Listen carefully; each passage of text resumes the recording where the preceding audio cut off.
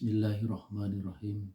Assalamualaikum warahmatullahi wabarakatuh. Salam sejahtera untuk kita semua.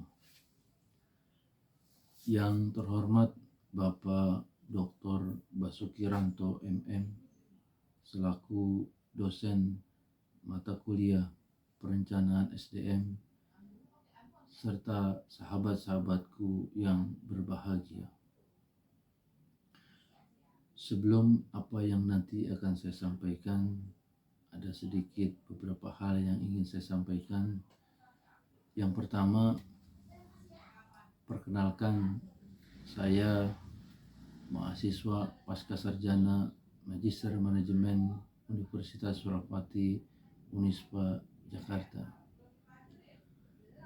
Selanjutnya, video ini secara khusus saya buat untuk memenuhi salah satu tugas dari mata kuliah perencanaan SDM. Bapak dosen yang saya hormati dan sahabat-sahabatku yang berbahagia. Suatu perusahaan yang sudah go public pastinya memiliki tenaga kerja atau pegawai yang berkompeten, berkualitas, dan pastinya memadai. Semua itu tidak lepas dari sebuah perencanaan yang cukup matang, mulai dari rekrutmen SDM-nya sampai kepada keputusan akhir, yaitu penempatan pekerja. Berbicara mengenai perencanaan SDM, jika kita kaitkan erat sekali hubungannya dengan manajemen SDM, di mana secara umum manajemen SDM itu digambarkan melalui beberapa langkah-langkah.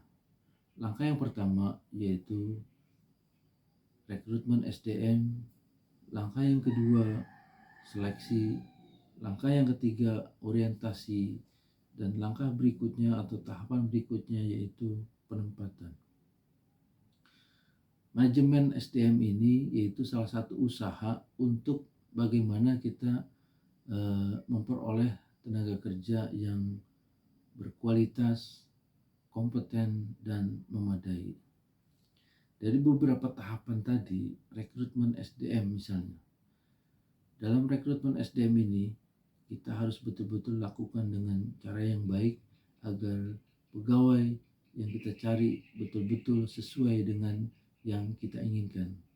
Karena rekrutmen itu sendiri yaitu untuk memilih dan menentukan karyawan yang potensial dan berkualitas yang memenuhi syarat untuk mengisi jabatan tertentu. Artinya, langkah yang pertama harus kita lakukan dengan betul-betul baik, karena rekrutmen SDM ini untuk memastikan karyawan yang betul-betul potensial yang akan kita rekrut dan kita pilih. Kemudian langkah berikutnya yaitu seleksi. Dalam tahapan seleksi ini kita harus betul-betul lebih selektif lagi. Apakah tenaga kerja yang kita butuhkan itu mulai dari pendidikannya, apakah yang kita cari pendidikan SLTA, S1, S2, dan seterusnya. Dan kita lebih selektif lagi. Bahkan sekarang itu sudah lebih canggih lagi. Kita bisa mengetahui rekam jejak atau jejak digital seseorang itu dengan mudah.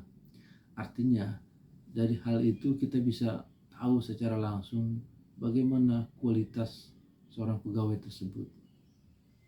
Selanjutnya setelah kita lakukan seleksi, tahapan berikutnya yaitu orientasi. Orientasi di sini bahasa kerennya bisa kita kenal yaitu masa training, di mana masa orientasi ini lamanya itu ditentukan masing-masing perusahaan dan biasanya bisa 1 minggu, sebulan, 2 bulan, dan bahkan bisa 3 bulan untuk penyesuaian. Selanjutnya setelah tahap seleksi dan orientasi kita lakukan, langkah berikutnya yaitu penempatan pekerja. Dalam penempatan pekerja ini kita harus betul-betul lebih selektif lagi dan kita pastikan bahwa orang yang mengisi jabatan tertentu atau orang yang mengisi posisi tertentu itu betul-betul orang yang berkualitas dan sesuai dengan eh, kompetensinya yang kita butuhkan. Karena setelah kita lakukan orientasi secara eh, langsung, kita akan bisa melihat, oh, si A ini pasnya di sini, si A ini pasnya di sini. Artinya dalam proses orientasi atau training tersebut kita bisa melihat langsung dan kira-kira posisi apa yang pas untuk orang tersebut, apakah sesuai dengan posisi atau jabatan yang sedang kita butuhkan. Nah, dari beberapa penjabaran atau uraian di atas bisa kita simpulkan bahwa perencanaan SDM itu adalah salah satu usaha yang dilakukan oleh seorang pimpinan perusahaan atau sebuah organisasi untuk menentukan pegawai yang potensial dan berkualitas dan pastinya memadai, dan untuk mengisi jabatan tertentu tentunya dengan memenuhi syarat-syarat tertentu pula. Artinya perencanaan SDM di sini sangat dibutuhkan sekali, dan seorang pimpinan perusahaan atau suatu organisasi harus betul-betul memahami dan bisa memastikan bahwa pegawai atau tenaga kerja yang dia tentukan itu betul-betul pegawai yang berkualitas, kompeten, dan pastinya memadai, yang bisa menjalankan visi dan misi perusahaan dengan baik dan benar. Demikian pemaparan yang dapat saya sampaikan mengenai materi mata kuliah perencanaan SDM. Mohon maaf apabila terdapat kekurangan dalam hal penyajian materi. Sekali lagi saya mohon maaf. Billahi taufiq wal hidayah. Wassalamualaikum warahmatullahi wabarakatuh.